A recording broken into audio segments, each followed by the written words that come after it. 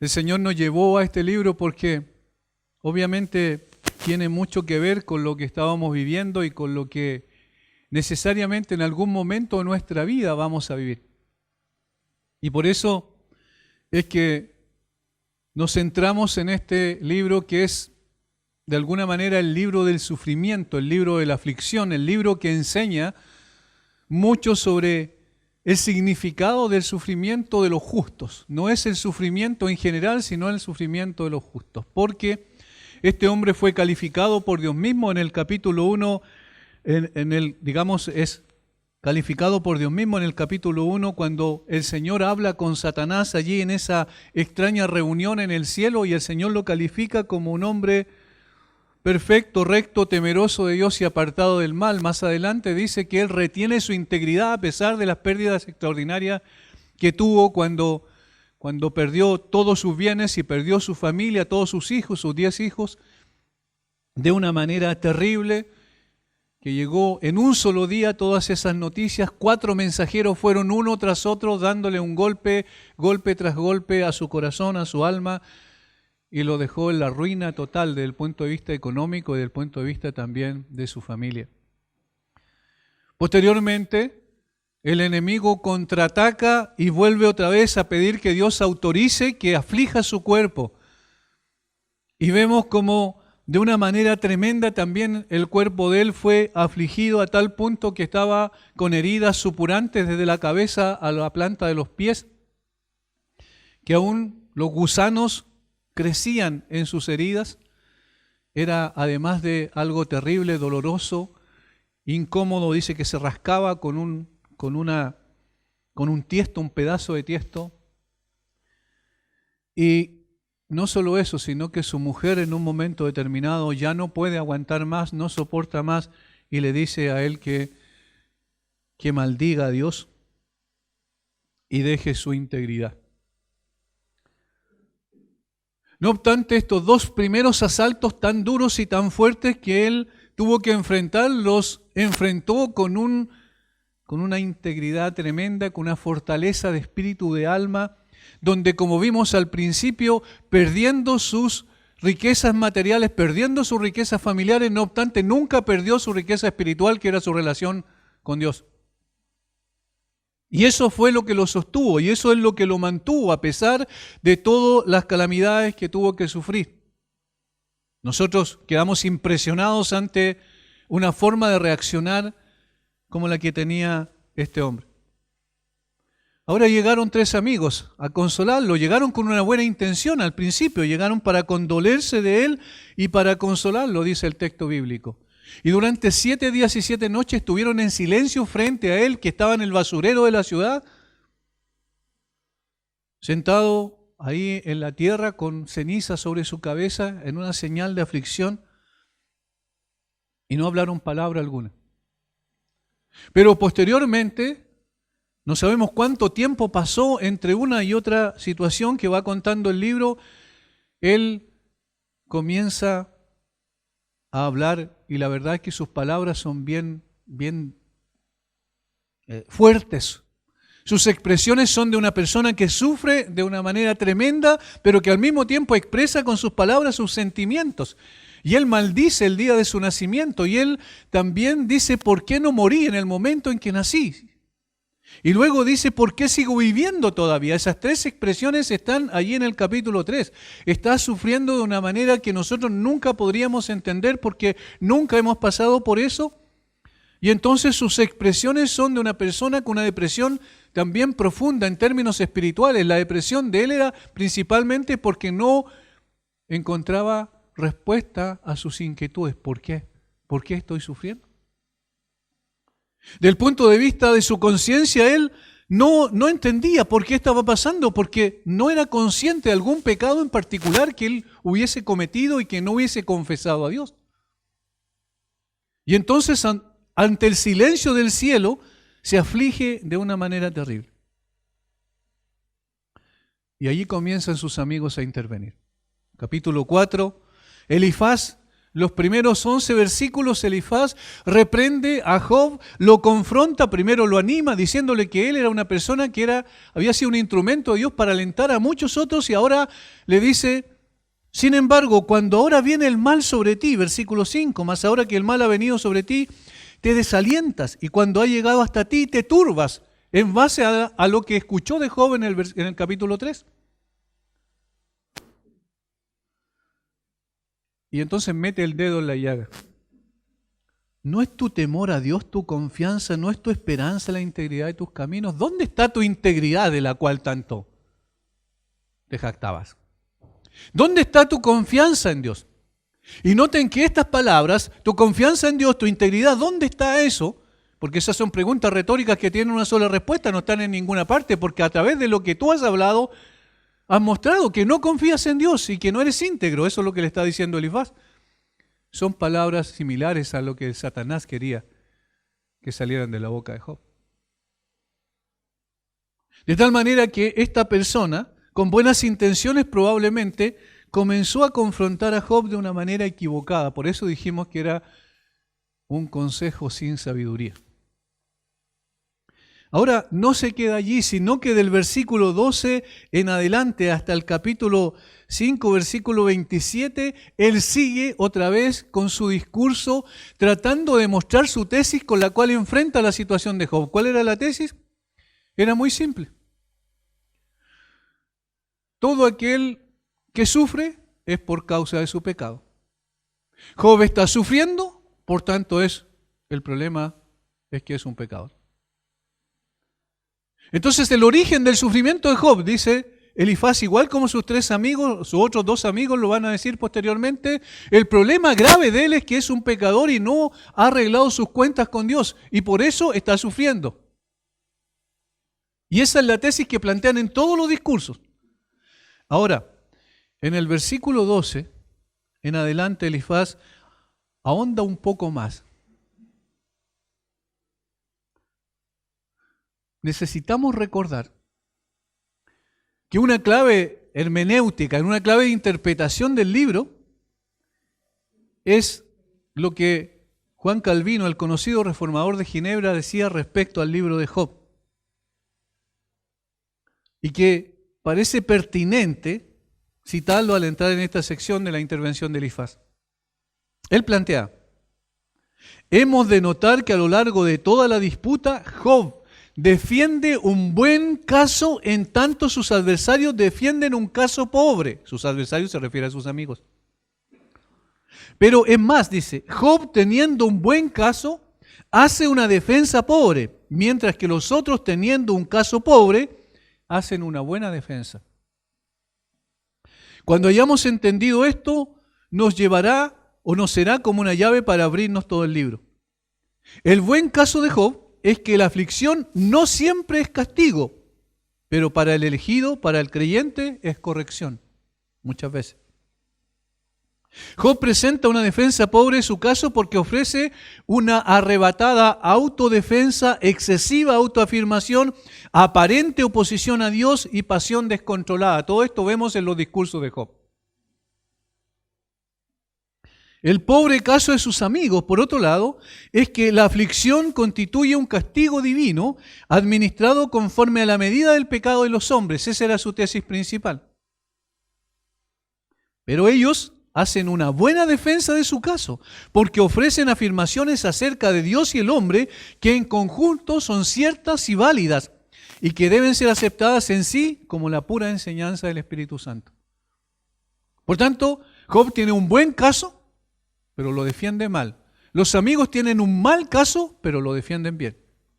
Y esto es lo que nosotros vemos aquí en Elifaz precisamente, particularmente el versículo 17 en adelante. Él emite expresiones que son propias de una persona con un conocimiento profundo de las cosas y al mismo tiempo dice verdades que son principios que permean toda la Biblia. Hay declaraciones ortodoxas respecto de Dios y de los hombres que son ciertas y válidas y consecuentes con la voz del Espíritu Santo, pero que sin embargo son aplicadas en forma errada para la situación que Job está experimentando. Ahí está la diferencia. Por tanto, debemos aprender de estas declaraciones que constituyen verdades esenciales, pero también aprendemos que la verdad debe ser transmitida continuo y oportunamente considerando la necesidad que sufre. No solo es necesario conocer la verdad, sino también es necesario aprender a aplicar la verdad. Elifaz comienza a demostrar su profundo conocimiento y gran oratoria en estos versículos. Lo vemos como un pensador eminente y como un orador eficiente. La forma en que expresa su pensamiento es llamativa. Sin embargo, el propósito para el cual hace uso de sus excelencias retóricas no es del todo acertado.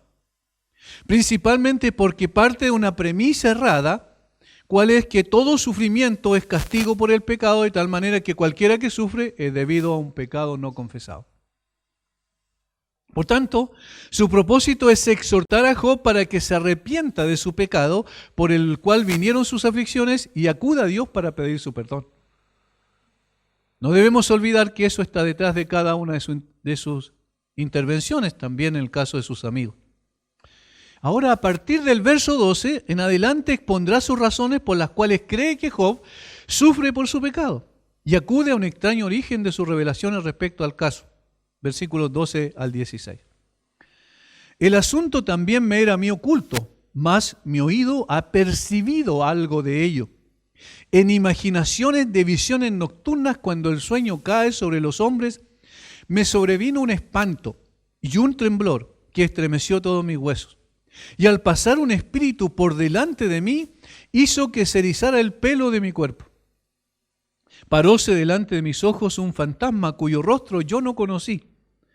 Y oí que decía. Y ahí comienza a dar el oráculo, es decir, lo que le reveló ese espíritu. Elifaz entonces está narrando una experiencia espiritual de un personaje muy extraño y sorprendente.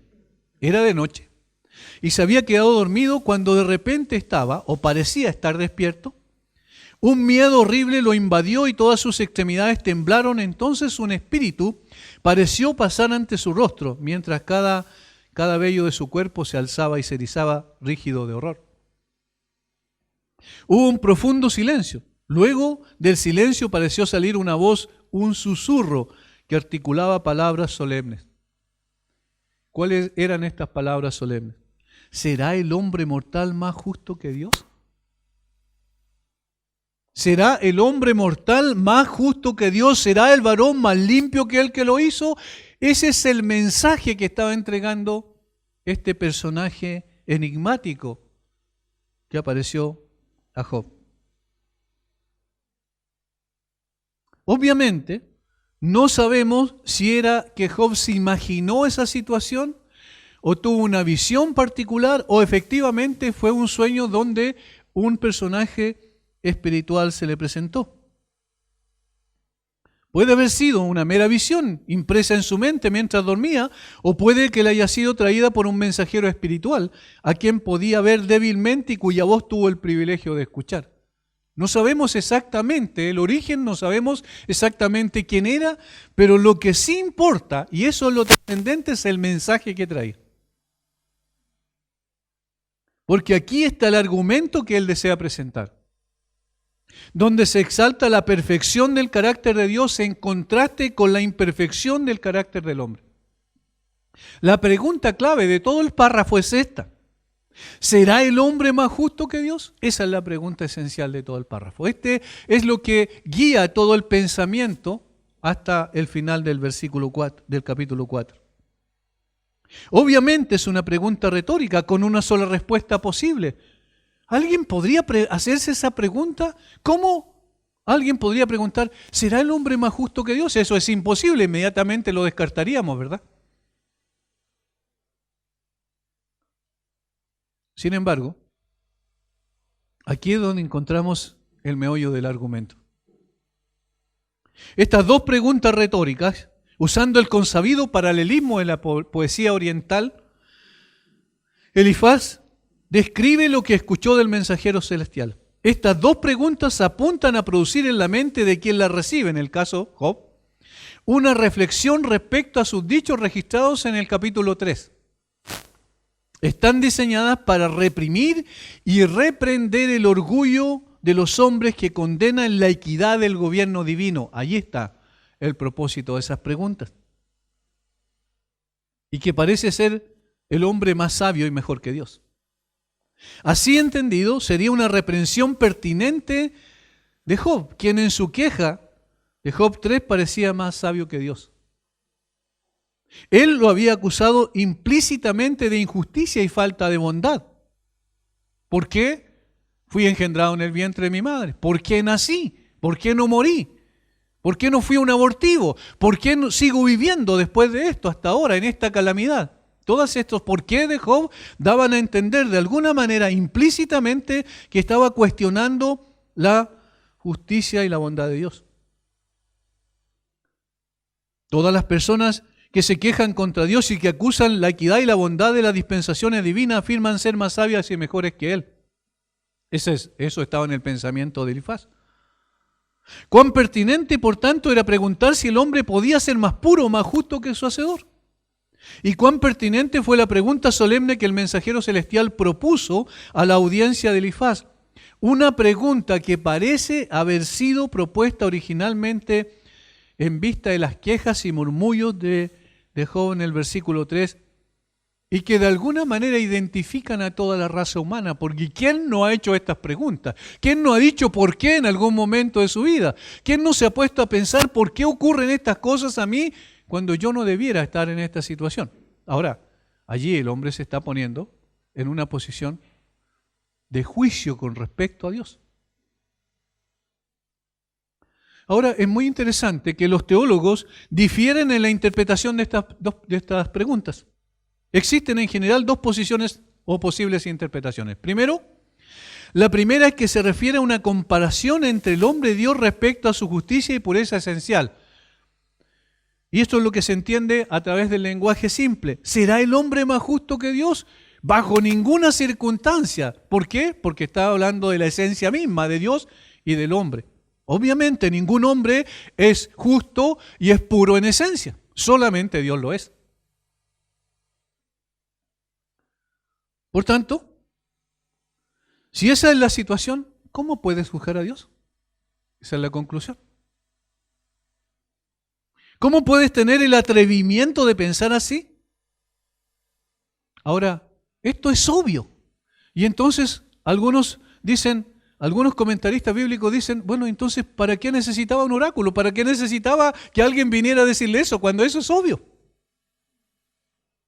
Y entonces está la segunda posibilidad de interpretación. Es que la comparación es respecto a la justificación del hombre delante de Dios. ¿Se podrá justificar el hombre delante de Dios?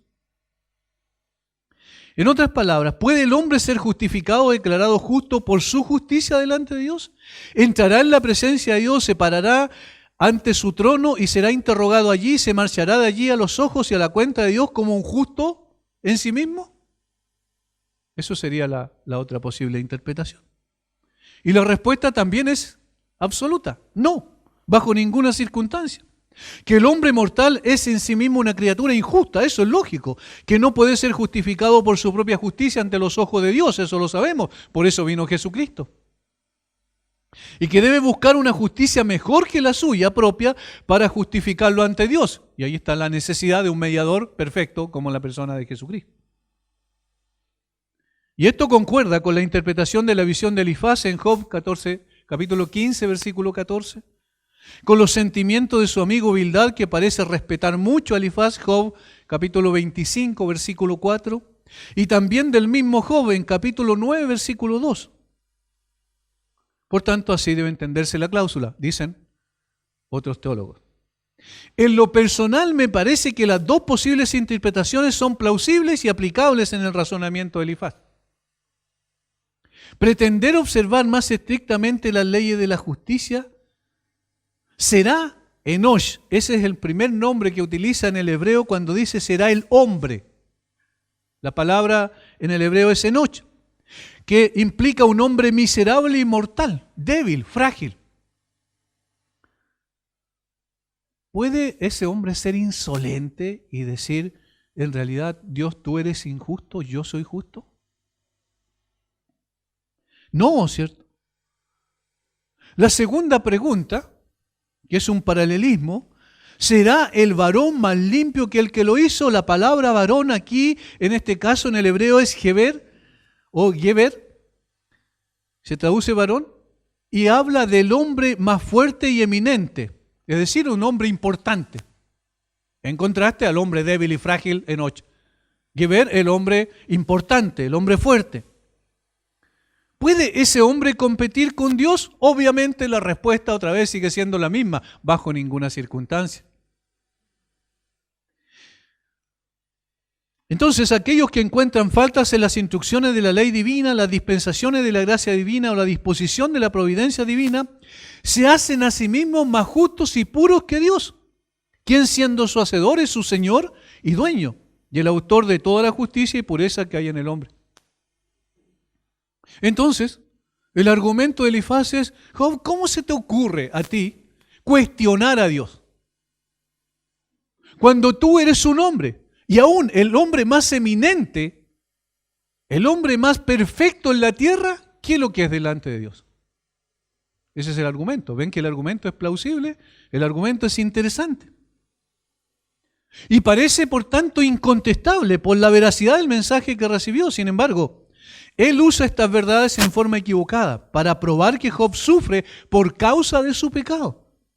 Y sus dichos del capítulo 3, según Elifaz, corroborarían que ha pecado al cuestionar los tratos de Dios con él. Pero Elifaz debería haber sabido que las aflicciones son de dos clases. Son penales por un lado y son también para probar por otro lado. Esto último no son simplemente para el castigo de los pecados de los hombres, sino para la prueba, y aquí está el propósito y el ejercicio de sus gracias, para humillarnos, probarlos y hacerles bien en última instancia. Y esa era la razón por la cual Job estaba sufriendo, pero Elifaz no sabía, ni siquiera Job sabía eso. Nosotros sí lo podemos ver con claridad. Por tanto, las aflicciones vienen a nosotros muchas veces no necesariamente por castigo, por pecados particulares, sino muchas veces vienen como pruebas para humillarnos, para colocarnos en el lugar que nos compete, para finalmente hacernos bien. Y este era el caso de Job. Siendo equivocada la aplicación de esta verdad, incuestionable, sin embargo, no deja de ser instructiva para nosotros, hermanos, especialmente considerando que somos por naturaleza seres orgullosos y propensos a tener una demasiada alta autoestima de nosotros mismos. Esto porque siempre la tendencia es compararnos con nuestro prójimo. Yo soy mejor que. Pero esta enseñanza nos lleva a presentarnos delante de Dios. La comparación es entre el Dios justo y puro y el hombre impuro, imperfecto y pecador. Y necesariamente esto nos lleva o nos debe impulsar a la humildad y a exaltar la grandeza de Dios. ¿Será el hombre más justo que Dios? La visión descrita en el pasaje del que se toma el texto es espantosa y sublime.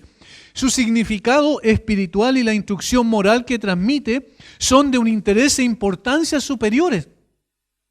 Para que la reconocida probidad de la vida de Job no justifique tal impaciencia y queja, Elifaz, por una visión que le fue revelada, menosprecia todos los logros humanos y la excelencia ante Dios para reivindicar los caminos de Dios al hombre, para probar que todas sus leyes son santas, justas y buenas, para reprimir el orgullo e inculcar la humildad. Por tanto, las palabras de Elifaz aquí en este caso y el mensaje que recibió es ortodoxo, es buena doctrina, es sana doctrina.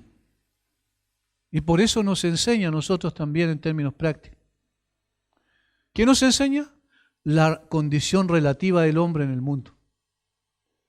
Que no nos dimos a la existencia nosotros mismos y somos incapaces por un momento siquiera de sostenernos en ella.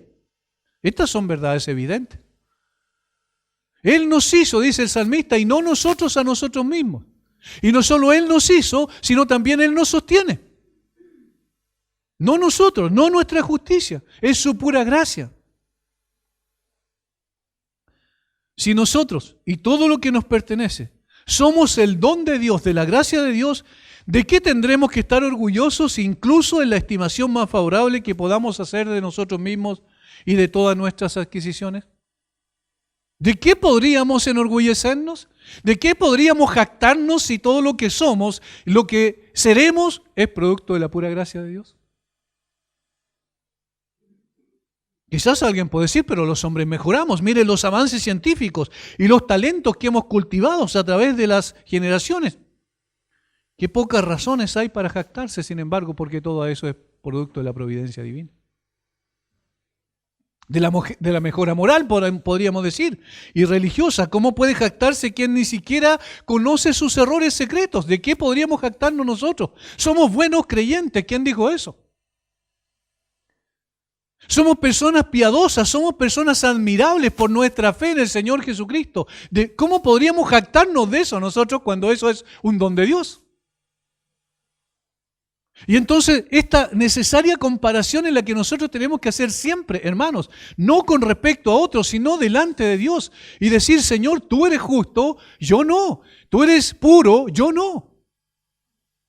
Y reconocer que si soy un hijo de Dios y que tengo el privilegio de ver con esperanza mi futuro y aún más allá de la muerte, es simplemente porque Dios puso sus ojos en mí y quiso bendecirme de esa manera.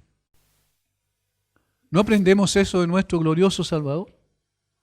Su extraordinaria humildad, siendo el justo y santo, siendo el que descendió de los cielos, se hizo hombre y vino a esta tierra para poder humillarse de esa manera, recibir el oprobio de los hombres, la burla, el desprecio. Y sin embargo, guardó silencio aún en los momentos más duros de su vida. Ahora, si Él nos muestra ese grado de humildad, si somos sus verdaderos discípulos como Él, seremos revestidos de humildad y de la considerablemente, o debemos considerar, como la característica distintiva de nuestra profesión cristiana. La humildad debe ser lo que impregna nuestro corazón y nuestra alma. No tenemos de qué jactarnos. Señor, ayúdame a no levantarme como si fuera autosuficiente. Ahora, una observación del texto, otra vez que nos ayuda. No es sin razón que Enosh, el hombre caído, se coloca aquí en oposición a Eloá. Ese es el nombre respecto de Dios. Enosh será más justo que Eloá. Esa es la comparación. ¿Y qué es lo que es Eloá? El Dios grande y santo, versus el hombre caído, pequeño, insignificante, débil y frágil. Ahí está el contraste. Luego hay un segundo contraste. Geber, el varón que aparece, que se traduce aquí, el hombre, un poderoso hombre, el contraste es con Nosé, que es su hacedor, que obviamente es Dios aquí. El contraste en ambos casos es notablemente sorprendente, a saber, entre el hombre pecador, miserable, mortal, y el Dios inmutable, santo y bendito, por un lado, e inmortal, y entre incluso un hombre grande y poderoso, y el ser de quien ha recibido todo su poder y grandeza. Es más, y su misma existencia ha recibido, y de quien depende para ellos en todo momento. O entre el hombre de poder y el creador y defensor de ese poder. En esta expresión del ángel, ¿será un hombre más puro que su hacedor? El contraste no puede ser más evidente y aplastante para cualquier pretensión humana delante de Dios. Me encanta como lo dice el comentarista Matthew Henry. Cuán horroroso, dice, cuán horroroso entonces es el orgullo y la presunción del hombre. Cuán grande la paciencia de Dios. Mirad al hombre en su vida. El fundamento mismo de esa casa de barro en que habita el hombre está en el polvo y se hundirá bajo su propio peso. Nos paramos sobre polvo, sobre el cual pararse y sobrepasan algunos, algunos están sobre un poco de polvo, otros están sobre un montón más alto. Ese es el sentido, es decir, son más eminentes desde el punto de vista de la perspectiva humana, pero en definitiva, ¿qué es lo que siguen siendo? Polvo. Y dentro de poco, dice Matthew Henry, nos tragará ese mismo polvo. El hombre es prontamente aplastado, no puede resistirse a alguna dolencia persistente que consume como polilla, viene a destruirle. Esos son los versículos que a continuación se mencionan. cuánto más en los que habitan en casas de barro, cuyos cimientos están en el polvo y que serán quebrantados por la polilla, es decir, un animal insignificante, un insecto, no sé cómo le llamaremos, ¿cierto? A eso, viene y puede destruirlo. ¿No es eso lo que nos ha enseñado este tiempo? ¿No es eso que lo que tiene de rodillas a la gente suplicando que no llegue a su vida este virus?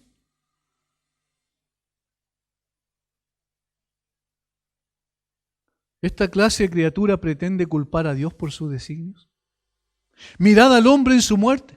La vida es corta y en poco tiempo los hombres son cortados.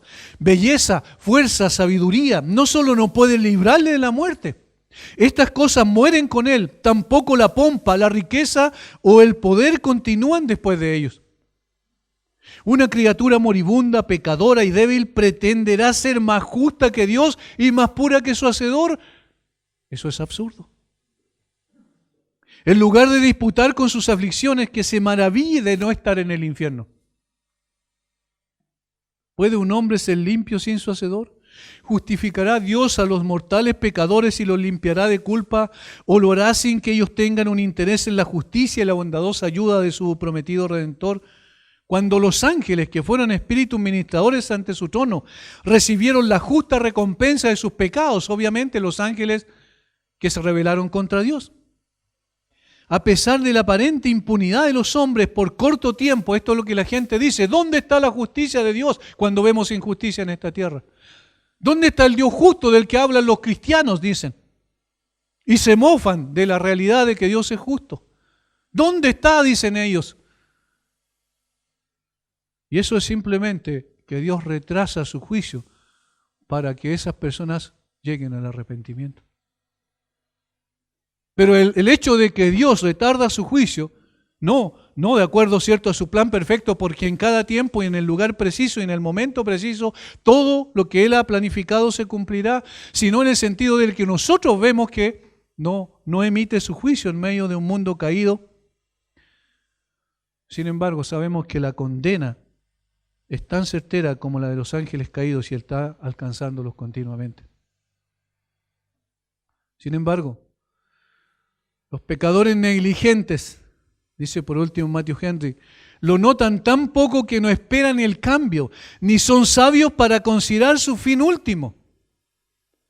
Vemos como la gente endurece cada vez más su corazón frente al Evangelio. Vemos como cada vez es más la anarquía de la sociedad, cada vez es más terrible la condición del ser humano.